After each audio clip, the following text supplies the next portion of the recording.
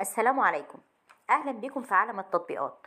لو أنت مهتم بعالم التطبيقات تقدر تشترك في قناتنا وتفعل الجرس عشان يوصلك كل جديد في عالم التطبيقات، ونقدر نساعدك بمعلومات عن كل التطبيقات اللي انت محتاجها في حياتك بشكل يومي بطريقة سهلة ومبسطة وسريعة تقدر تستخدم فيها تطبيقاتنا.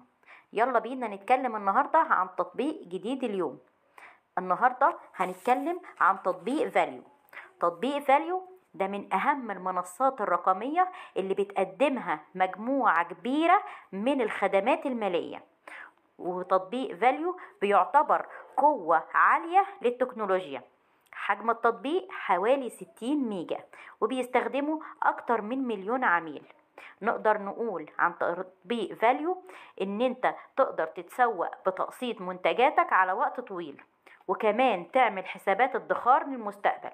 والتطبيق ده مش بيقتصر على الأفراد بس، ولكنه بيقدم كتير من الحلول المالية للشركات مش بس الأفراد.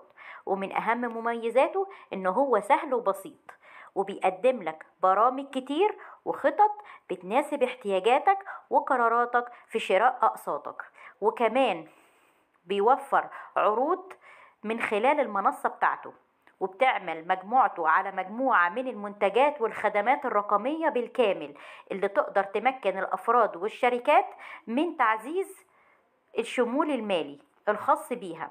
وكمان بيقدم فاليو برنامج استرداد نقدي فوري وخدمات B2B، وكمان مناسب لكل الأعمار إن هي تقدر تحمل التطبيق.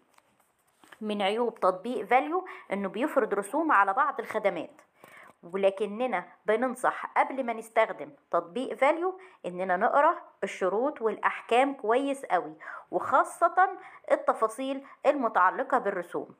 دلوقتي عن طريق فاليو اللي الكل بيعتبره قوة عالمية للتكنولوجيا المالية من كتر ما هو أمين وبيحفظ أسرار العملاء، ومن كتر ما هو كمان عنده خدمة عملاء كبيرة جدا تقدر تساعدك في أي وقت. فلذلك احنا بننصح باستخدام التطبيق، لأن التقييم بتاعه عالي 3.9، وده من سبب رضا المتابعين عليه.